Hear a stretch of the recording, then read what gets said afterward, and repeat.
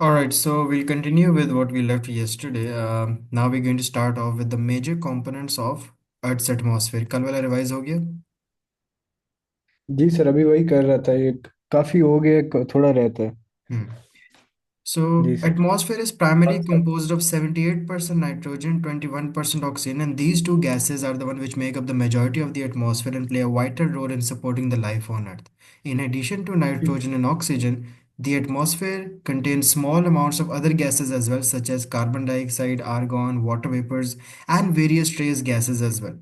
Carbon dioxide आपकी जो concentration है वो है एटमॉस्फेयर में 0.04%, 1% आपके पास आर्गन की आती है, लेकिन कार्बन डाइऑक्साइड की इवन ये रिलेटिवली लो कॉन्सेंट्रेशन है, बट स्टिल आप समझो कि एक CO2 की वजह से green house effect is being created.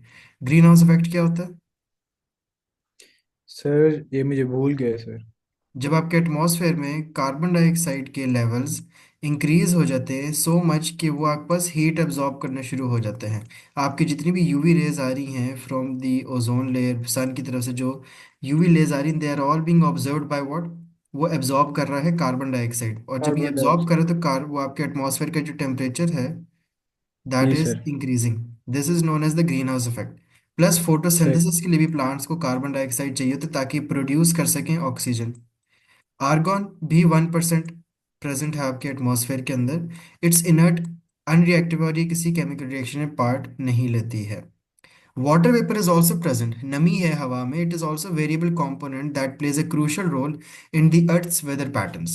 The formation of clouds, the precipitation, photosynthesis, and other trace gases are also present, including nitrous oxide, methane, ozone. They are all present in smaller quantities, but can still have significant impacts on climate and atmospheric chemistry. You can सी कि carbon सही। Dioxide 0.04% है, argon तकरीबन 1% है, oxygen 21 और nitrogen 78 70। Percent. Atmosphere is stratified into different layers based on the temperature changes. आपके atmosphere की भी layers हैं, और हर लेयर का जो आपके पास टेम्परेचर है that is also different. Inner layers of the जी सर। एटमॉस्फेयर हैं where the most interactions related to living system occur, जिसमें आपके पास ट्रोपोस्फेयर है, स्ट्रेटोस्फेयर है। वेयर एज द जी सर। ट्रोपोस्फेयर यहाँ पे is the lowest layer of the atmosphere which extends from the earth surface up to 10 kilometers. It is where the weather phenomena such as cloud formation, precipitation, and the mixing of gases mainly occur as well. The सही troposphere sir. contains highest concentration of water vapor as well.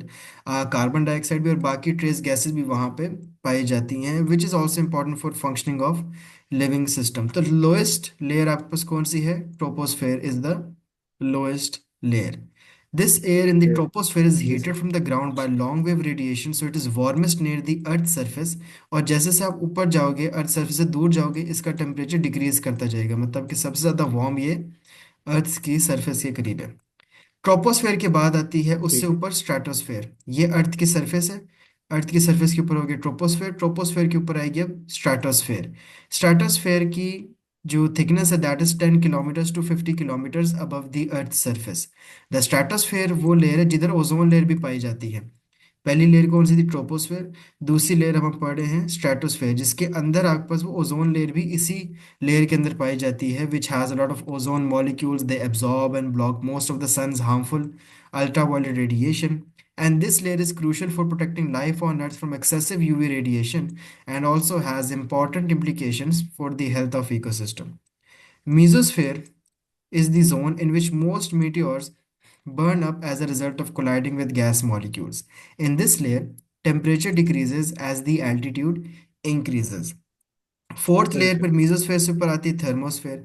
यहाँ पे अब दोबारा से temperature बढ़ना शुरू हो जाता है जब आप एल्टीट्यूड बढ़ाओगे। पर्टिकुलरली जो ठीक। हम फोकस कर रहे हैं वो ट्रोपोस्फेयर और स्ट्रेटोस्फेयर पे है, क्योंकि यही है which are also maintaining the balance of living things, your gases, your climate pattern, supporting life as well. उससे ऊपर अगर आप मीजोस्फेयर और थर्मोस्फेयर में जाओगे वहां तो सर्वाइव ही नहीं किया जा सकता। Chemical reactions involving pollutants, greenhouse gases, and all atmospheric particles can also impact air quality and climate. In the stratosphere, chemical reactions involving ozone play a vital role in maintaining the ozone layer and protecting the Earth from harmful UV radiation as well. तो आपके पास जो ozone layer है वो किस layer के अंदर है? किस एटमॉस्फेयर में? Stratosphere sir. स्ट्रेटोस्फेयर के अंदर है। You can see over here जी सर। कि ये आपके पास अर्थ की सरफेस है। अर्थ सरफेस और ये वाला जिसमें आप ब्रीथ वगैरह कर रहे हो इस वक्त, वो क्या है, सारा ट्रोपोस्फेयर है। ट्रोपोस्फेयर से ऊपर फिर ट्रोपोस्फेयर। यहाँ तक जो लेयर आ रही है, दैट इज व्हाट, ये ये स्ट्रेटोस्फेयर। ट्रोपोस्फेयर के अंदर ही सर ये प्रेसिपिटेशन कंडेंसेशन वगैरह सब कुछ होता है? नहीं, वो ट्रोपोस्फेयर में ही होता है, हाँ, यहीं पे बादल बनते हैं। ये इसी की बात कर रहा था सर। हाँ जी। उससे ऊपर ठीक हो गया। फिर स्ट्रेटोस्फेयर है, which is also known as the अच्छा। Ozone region. वहाँ पे आप जैसे जैसे जी। ऊपर जाओगे आपका जो टेम्परेचर वो इंक्रीज करता जा रहा है, लेकिन मीजोस्फेयर में वापस से डिक्रीज करा। आप देख रहे हो कि टेम्परेचर जो है वो 0 से -100 की तरफ जाता जा रहा है, ओवर है। जी और सर। उसके बाद दोबारा जैसे आप थर्मोस्फेयर में एंटर होगे फिर से इंक्रीज होता फिर जाएगा, से उसके आगे वो तो हो फिर गया। स्पेस शुरू हो गया है। ऑरेंज लाइन इज सही। Basically showing you the atmospheric temperatures and pressure by the increasing altitude. सही सर। ओजोन लेयर वो प्रेजेंट वहाँ कहाँ पे पे है? स्ट्रेटोस्फेयर में। स्ट्रेटोस्फेयर। ठीक है। Ozone layer is composed of 3 oxygen atoms, ये बनती है ओजोन से, ओजोन होता है O3। प्राइमरीली फाउंड ठीक। In the earth stratosphere which is a layer of atmosphere located approximately 10 to 15 kilometers above the earth's surface. Ozone plays a ठीक। crucial role in protecting life on Earth by absorbing a significant portion of the sun's harmful UV radiation. अब UV radiation सही के कुछ harmful effects भी, they are dangerous for life as well, as it can damage सही। photosynthetic organisms such as phytoplankton, causing DNA damage. Photosynthesis inhibit कर सकता है। It can also skin decrease the disease primary वगैरह भी हो जाती है? productivity of the aquatic ecosystems as well. Health issues जी। can also be caused अगर एनिमल्स या ह्यूमंस के सेल्स डैमेज हो जाएं, जैसे कि कैटरेक्ट्स हो सकते हैं, आंख में मसला, स्किन कैंसर है, सनबर्न्स है, प्री मेच्योर स्किन एजिंग है, या फिर इम्यून सिस्टम डैमेज भी हो सकता है। जी sir. Ozone made up of O3।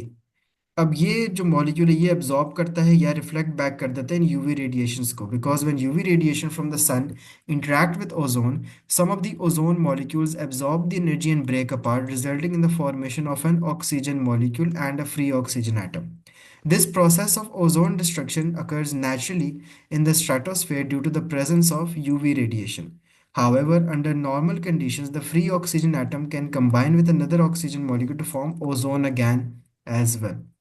जब यूवी रेडिएशन पड़ती है ओजोन के ऊपर, ये O3 ब्रेक हो जाते हैं किसमें, O2 में और O में। जी सर। लेकिन अंडर नॉर्मल कंडीशंस ये बाद में दोबारा भी ज्वाइन टुगेदर करके अपने आप को खुद ही रिकवर करके O3 बना लेती है। सो ये जो डिस्ट्रक्शन और रिफॉर्मेशन हो रही है, एक डायनामिक इक्विलिब्रियम बनाया होता है इसने, और ये कंटिन्यूस साइकिल चल रहा है कि ओजोन पार्टिकल्स ब्रेक करेंगे, यूवी लाइट को एब्जॉर्ब करते करते दोबारा रिफॉर्म भी हो जाएंगे, फिर डिस्ट्रक्ट होंगे, फिर रिफॉर्म हो जाएंगे, which maintains a continuous cycle and a equilibrium. ये डायनामिक जी सर। इक्विलिब्रियम इंश्योर करेगा that the concentration of ozone in the stratosphere remains relatively stable over time, as the rate of the forward reactions equals to the rate of the backward reactions in the system।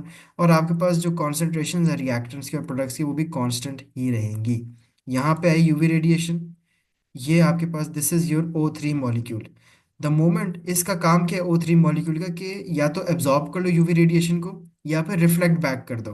Absorb और reflect reflect. Back करने में when O3 absorbs harmful radiation, क्योंकि वरना तो अर्थ तक पहुंच जाएगी, ozone ने ये जी होने सर। नहीं देना। It sir. Absorbs harmful UV radiation और साथ ही डिस्ट्रक्ट हो जाती है into O2 oxygen. and O.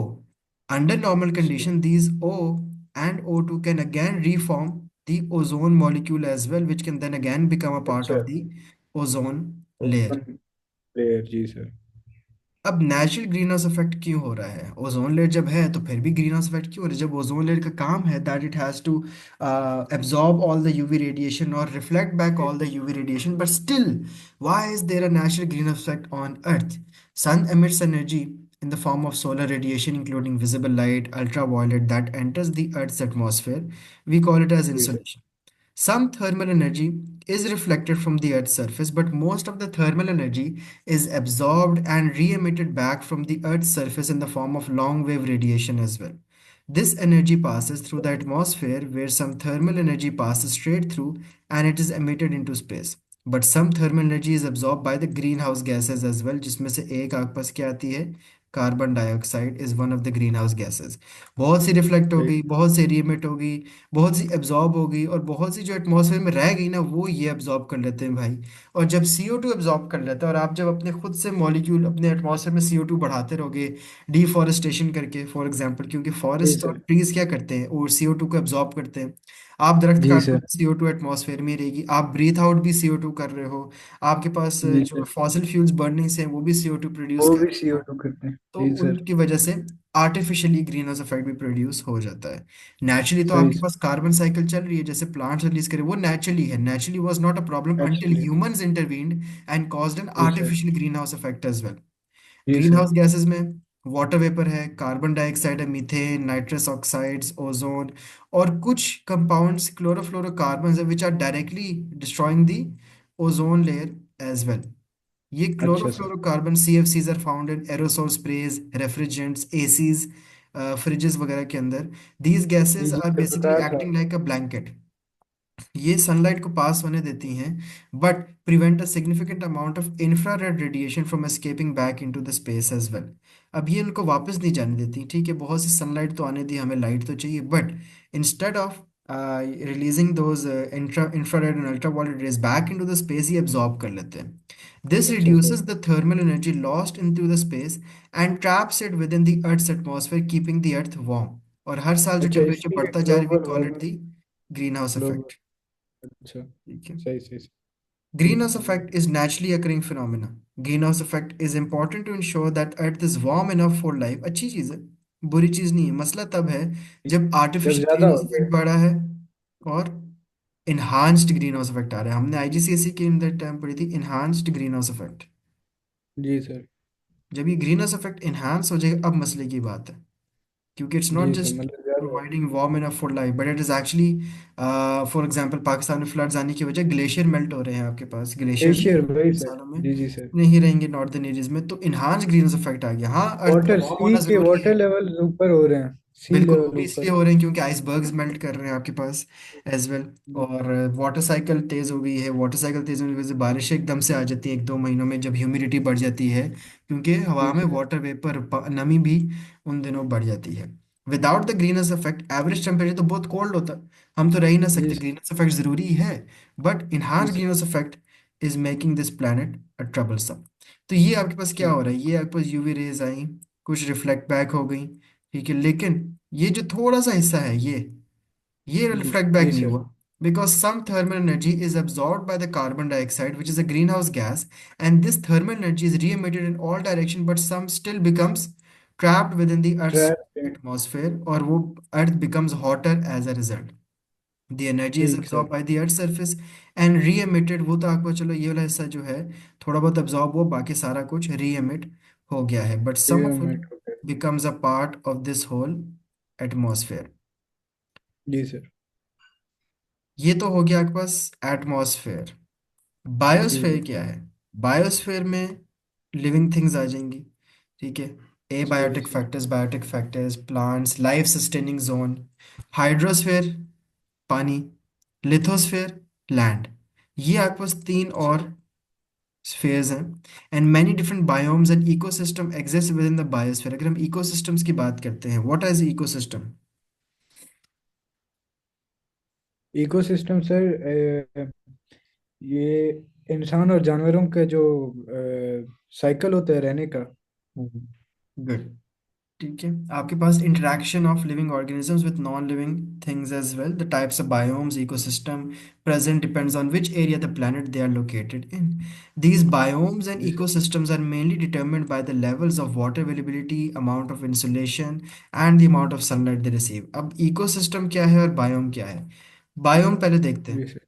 Biomes are large-scale ecological communities or ecosystem types that are characterized by their dominant vegetation, climate, and other abiotic factors that shape their biotic communities. आपके पास वो सारी communities ecosystem types हैं, जैसे कि आपके पास vegetation, climate, abiotic factors, CO2, sunlight, soil, पानी, इन सारों का role in shaping the biotic communities, मतलब कि इन सारों का role in shaping the living things. Abiotic का मतलब जी होता है non living, sunlight, water, gases, soil, ये क्या है, नॉन लिविंग है। इनका effect on biotic communities, biotic का मतलब living things, plants, animals, humans, ये उनका effect on living things on biotic communities known as a biome. इसमें लार्ज ज्योग्राफिक सही। एरियाज आते हैं, and different ecosystems can be found within a single biome. हमारे पास 5 टाइप्स ऑफ बायोम्स है, major classes: aquatic, forest, grassland, desert and सही। Tundra. सही है। इकोसिस्टम स्मॉलर ज्योग्राफिक एरियाज को देखते हैं compare to biomes. And ecosystem include biotic components जो कि लिविंग होते हैं, for example plants, animals, other species and the physical environment. फिर एक आता है factor non living abiotic component, जिसमें फिजिकल एनवायरनमेंट के सारे फैक्टर्स आ जाते हैं आपके पास। These physical abiotic component include temperature, light, humidity, water, oxygen level, salinity and pH. ये what is salinity? Sir salinity, ये क्या कहते हैं इसको सर, अपना सॉल्ट। सॉल्ट को? हम्म, ठीक है। सैलिनिटी सलाइन सॉइल्स, नमक वाली। जी sir, saline. A population is defined as a group of organisms of the same species living in the same area at the same time. Community time. includes all of the populations living in the same area at the same time, and within a community, each species depends on other species for food, shelter, pollination, seed dispersal हो गया। तो हर community में interdependence भी आ जाती है। एक अगर जी sir. Plant ने रिप्रोड्यूस करना है, एक पौधा रिप्रोड्यूस कब करेगा? जब उसका जो सीड है वो गिरेगा, वो किसी जी जानवर से सर। चिपक के दूसरी जगह जाएगा, कहीं और जाके जगह गिरेगा, तो जाएगा। वहां पे एक और जी नया सर, प्लांट बिल्कुल। रिप्रोड्यूस होगा। This is interdependence between the honey bees and let's say the flower, because honey bees जी के सर। ऊपर फ्लावर्स डिपेंड करते हैं for their reproduction as well. एक इंडिविजुअल क्या हुआ? एक और single sir. Member of a species. एक पॉपुलेशन क्या होगी? जिसमें individuals of the same species in the जी sir. Same area at the same time. Community में मल्टीपल पॉपुलेशंस हैं which live and interact with in the same area. ये नहीं कि आपस में इंटरेक्शन ही है, इसका इसके साथ है, इसका इसके साथ है, इसका इसके साथ है, बट डिफरेंट स्पीशीज हैं। और इकोसिस्टम के अंदर आपके पास पहले ये तो सिर्फ जी सर। स्पीशीज हैं, ये थे लिविंग थिंग्स। इन लिविंग थिंग्स का आप देखो ताल्लुक with the water, rocks, soil, with the non living factors, उसको हम कहेंगे ecosystem, which is the interaction between सही a community and the non living parts of the environment. तो ये आपके पास थे levels of organization in an ecosystem, starting from individual, population, community, ecosystem. और इकोसिस्टम से भी बड़ा होता है बायोम, जिसको हमने 5 क्लासेस हमने अभी उसकी ऊपर लिस्ट देखी हैं। Is it clear? है। जी सर। हैबिटेट क्या काफी है। होता है? हैबिटाट सर, एक जो है जैसे कि एक जो शेर है उसका जो है हैबिटाट जंगल है। Good job. A habitat is the local environment in which a species local normally lives. Environment. जी sir. Badgers, deer, oak trees, and ants are all species that would live in a woodland habitat. Organisms adopt to their habitat through natural selection in order to survive and reproduce successfully. नीश क्या होता है? नीश होता है किसी भी एक organism का role, उसका वहां पे। फॉर एग्जाम्पल, प्लांट है, प्लांट का उस जगह क्या रोल है? वो खाना है किसी का, वो एक प्रोड्यूसर है, ये उसका नीश है। Niche is a role of something, और niche describes the particular set of abiotic and biotic conditions and resources to which an organism or population responds. A niche can only be occupied by one species, meaning that every individual species has its own unique niche. If two species try to occupy the same niche, they will then compete with each other for the same resources. One of the species will be more successful and it will outcompete the other species until only one species left and the other is either forced to occupy a new slightly different niche. इसमें competition भी आता है कि किसका क्या role है। अगर दो प्रीडेटर्स हैं और उनका प्रे सेम है, देर इज अ चांस कि जी। उन प्रीडेटर्स में से कोई एक सिलेक्ट हो जाए और वो दूसरे वाले प्रीडेटर को आउटवे कर दे, which is the predator to. For जी example, the sir. three North American warbler species shown below all occupy the same habitat but occupy slightly different niches as each species feeds at different height within the trees. This avoids competition between the three species, allowing them to coexist closely with each other in the same habitat. अब ये एक spruce tree है जो कि habitat है किस किस का? बे ब्रेस्टेड वार्बलर का, येलो ड्रम्ड वार्बलर का और केप ब्रे वार्बलर का। एक आपके पास टिप्स पे है, एक आपके पास लोअर रीजन लोअर पार्ट पे है, और एक आपका middle part of the tree. सबका अपना अपना नीश डिफाइंड है ओवर हेयर। Got it? जी सर। जी सर। एबायोटिक फैक्टर्स में नॉन लिविंग फैक्टर्स आ रहे हैं, आपके फिजिकल फैक्टर्स हैं which affect the biotic factors. Then non-living factors में we have temperature, humidity, water, oxygen, salinity, light, and pH. And changes in these abiotic factors can affect the survival and the reproduction of the organisms as well, plus their overall functioning as well. जैसे कि ठीक temperature है। है, temperature affects the rate of photosynthesis in the plants, उनकी metabolism, growth, reproduction, उनका survival. Humidity भी आपका amount of water content in the air, के हवा में कितनी नमी है, वाटर वेपर्स हैं, वो भी आपको प्लांट्स की ट्रांसपिरेशन को अफेक्ट करते हैं। Moisture and precipitation सही levels sir. also affect the water availability to organisms as well. Survival के लिए जो ज़रूरी है, growth के लिए ज़रूरी है। Oxygen levels are crucial for aerobic respiration, क्योंकि plants ने respiration करनी होती है। Metabolic processes हैं, आपके पास aquatic animals हैं, उन सबको breathing के लिए भी O2 तो चाहिए ही चाहिए है। Salinity जी लेवल्स आपके पास कितनी ज़्यादा है, फ्रेश वाटर में कितना ज़्यादा सॉल्ट है, सैलिनिटी है, अगेन अफेक्ट्स द जी survival of the aquatic organisms as well. It can affect their health as well. Light intensity needed by the plants for photosynthesis. pH, pH भी है, चाहे वो सॉइल का pH हो या वाटर बॉडीज का pH level हो, कौन सा कितना एसिडिक है या एल्कलिनिक है, उनके pH लेवल के, and that can affect the survival as well. Wind intensity, including wind speed, that can affect the transpiration rate in plants, and this transpiration influences the rate of photosynthesis as photo well. Sir. Carbon dioxide levels भी again rate of photosynthesis को affect करते ही हैं। और वो सारे मिलके ये जो फैक्टर्स हैं जो हमने पढ़े, एबायोटिक फैक्टर्स, ये सब मिलके फिर जी बायोटिक फैक्टर्स को अफेक्ट करेंगे। इसको हम इकोसिस्टम कहते हैं, बिकॉज बायोटिक सही। फैक्टर्स का इंटरेक्शन है with all of these abiotic factors as well. The living जी biological factors that influence the ecosystems and the communities of the organisms within them are known as biotic factors. In other words, सही biotic factors are the interactions between the organisms within a community, including competition, grazing, predation, and these biotic interactions mean that each species in an ecosystem has an influence on the population dynamics and carrying capacity of the other species. Competition में आपके पास intra specific सही। Predation भी आ सकता है। Intra specific predation और inter specific competition में फर्क है। इंट्रा मतलब कि आपस में ही सही। एक ही स्पीशीज के दरमियान कंपटीशन, और इंटर का मतलब होता और है डिफरेंट इंटर में स्पीशीज ये का मतलब अलग आपस अलग में, स्पीशीज। अलग जी अलग सर। होंगी। इंट्रा स्पेसिफिक के अंदर क्या होगा, आपके पास carrying capacity of population decrease कर जाए क्योंकि आप उस स्पीशी की पॉपुलेशन कम कर रहे हो। बट इंटर जी स्पेसिफिक कंपटीशन कब होगा, जब उनके सिमिलर नीश है। फॉर एग्जाम्पल अभी तीन वो जो जी जी बर्ड्स थे, sir.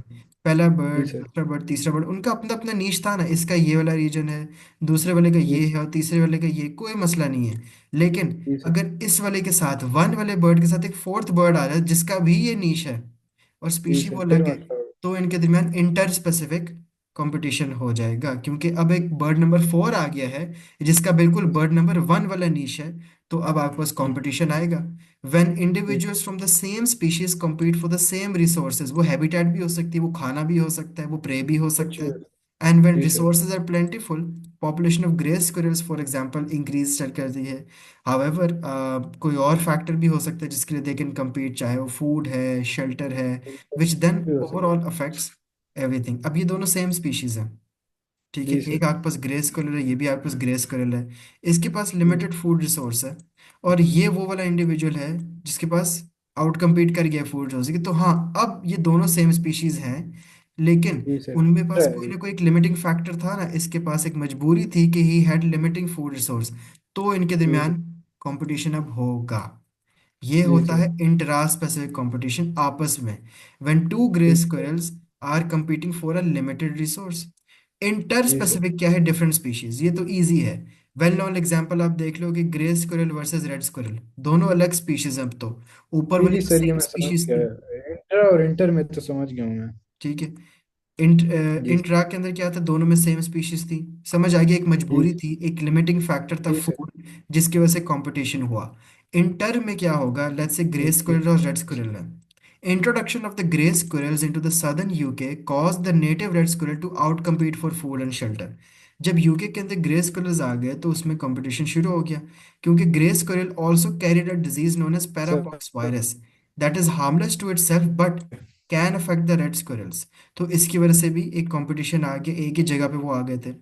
Conservation efforts in the northern England and Scotland have slowed the spread of grey squirrel by protecting the red squirrel's habitat, food, legal protection, and reintroducing the pine marten as well. अब ये क्या है, this is inter सही specific sir. Competition. इसके पास limited food जी sir. Resource तो है ही है, लेकिन इस स्पीशी ने आके भी आउट कम्पीट किया हुआ फूड रिसोर्स, अब दोनों एक ही जगह पे थे। सही सर।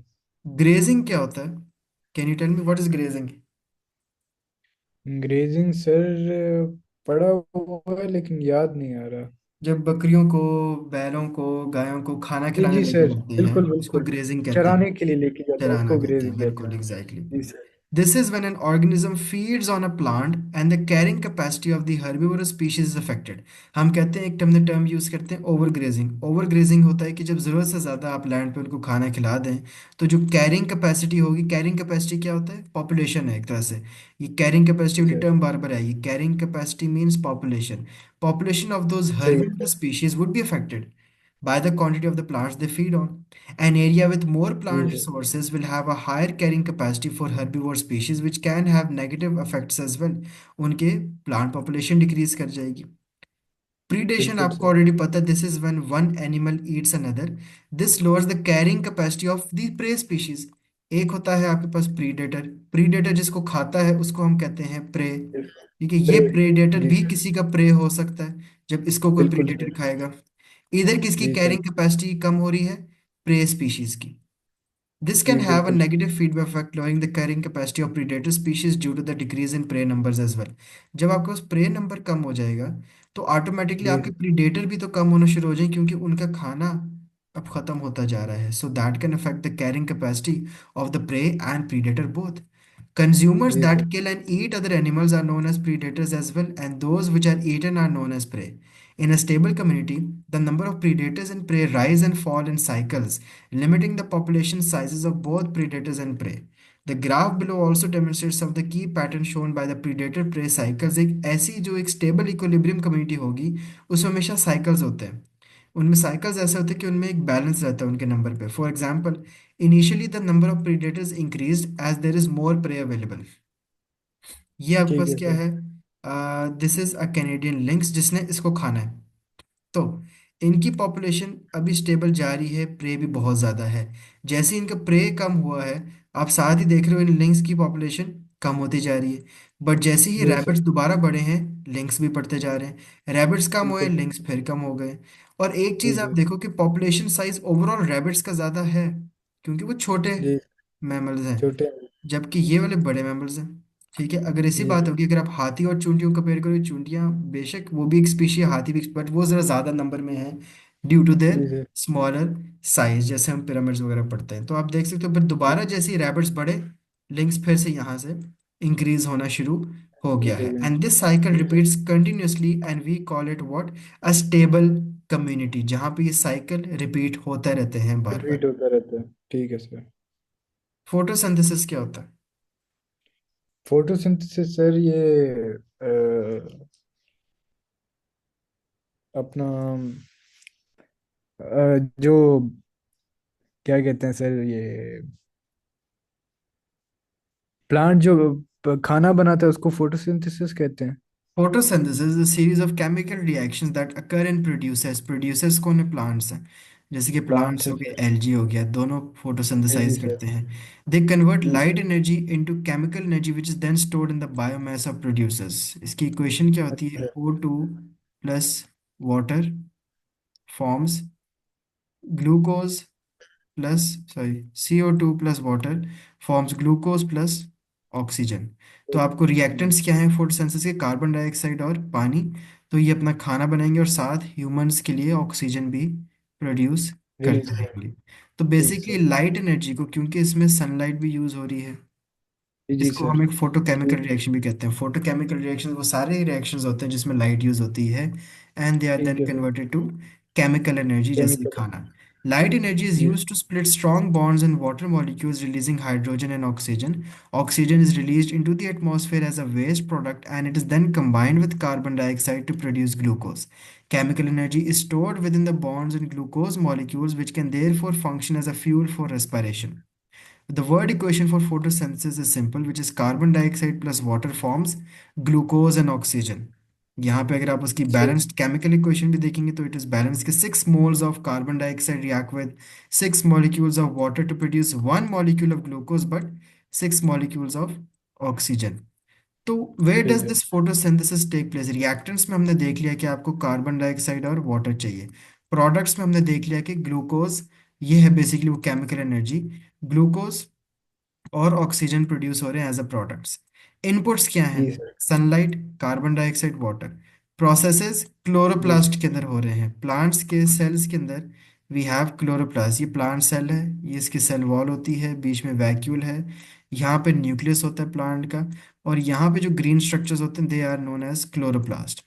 ये क्लोरोप्लास्ट में सही। क्लोरोफिल होता है।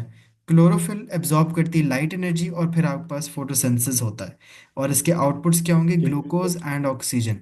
सो बेसिकली आपके पास लाइट एनर्जी कन्वर्ट हो रही है केमिकल एनर्जी के अंदर, और केमिकल एनर्जी क्या है? वो ग्लूकोज जो प्रोड्यूस हो रहा है फोटोसिंथेसिस के अंदर।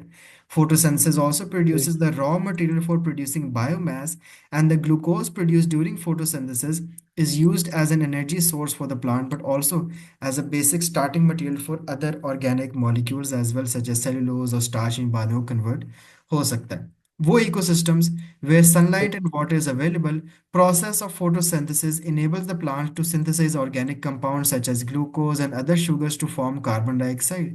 और बहुत सी ये जो शुगर्स अब जो जी केमिकल एनर्जी प्रोड्यूस हुई है, जैसे कि ग्लूकोज, ये ग्लूकोज प्लांट खुद भी यूज कर लेता है टू कैरी आउट रेस्पिरेशन। सही फोटोसिंथेसिस सर। के लिए कुछ लिमिटिंग फैक्टर्स भी हो सकते हैं। आपने देख लिया कि उसको चाहिए क्या? सनलाइट।